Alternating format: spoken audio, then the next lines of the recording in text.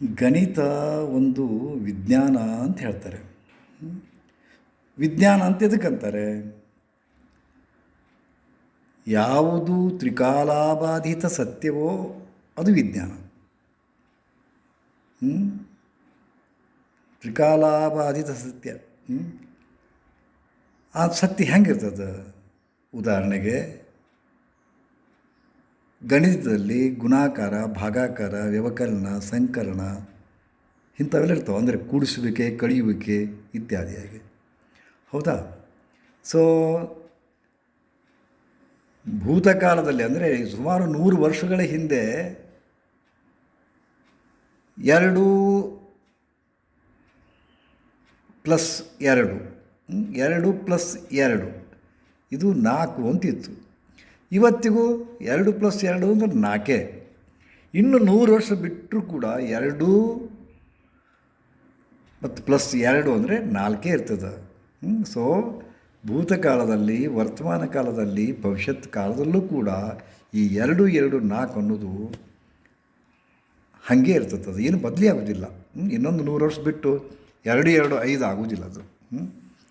ಆದರೆ ಇಲ್ಲಿ ಸಮಸ್ಯೆ ಬಂದಿರೋದು ಒಂದು ವಿಡಂಬನಾತ್ಮಕ. ಅದು ನನಗೆ ಗೊತ್ತದ ಅದು ಎಷ್ಟು ವಿಜ್ಞಾನ ಕರೆಕ್ಟ್ ಆದಾಗ್ಯೂ ಸಹಿತ ನಿಮ್ಮ ಮುಂದೆ ಒಂದು ವಿಡಂಬನಕಾರಿ ಒಂದು ಸಂಗತಿಯನ್ನು ನಿಮ್ಮ ಮುಂದೆ ಇಡ್ತೀನಿ. ಈಗ 2 2 4 ಅಂತ ಹೇಳಿದ್ರಿ ನೀವು. ಈಗ ನಾವೊಂದು ಪ್ರಶ್ನೆ ಹಾಕ್ತೀನಿ. ಇಲ್ಲಿ 2 ಚೆಂಡುಗಳಿವೆ, 2 ಚೆಂಡುಗಳು, ಓಕೆನಾ? ಈಗ 2 ಪೆನ್ನುಗಳಿವೆ. ಈ 2 ಪೆನ್ನುಗಳು ಪ್ಲಸ್ 2 ಚೆಂಡುಗಳು ಎಷ್ಟಾಯ್ತು ಹೇಳಿ?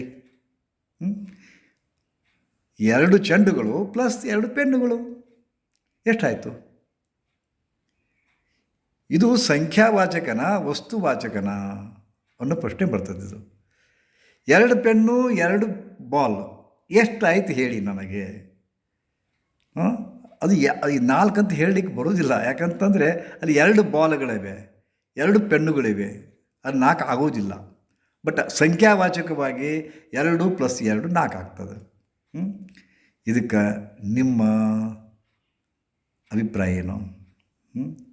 ನನಗೆ ಗೊತ್ತಿದೆ ಇದು ಯಾವ ಥರ ಸರಿಯಿದೆ, ಯಾವ ಥರ ಇದನ್ನು ಮಾಡ್ಕೋಬೇಕು ಅಂತ. ಸುಮ್ಮನೆ ನಿಮಗೆ ಒಂದಿಷ್ಟು ಮಜಾ, ಒಂದಿಷ್ಟು ವಿಡಂಬನಾತ್ಮಕವಾಗಿ ಗಣಿತದೊಳಗೆ ಹಿಂಗೂ ಇರ್ತದ ಅಂತ, ಹಿಂಗೆ ಒಂದು ಪ್ರಶ್ನೆ ಉದ್ಭವ ಆಗುತ್ತಾ ಅಂದುಕೊಂಡು.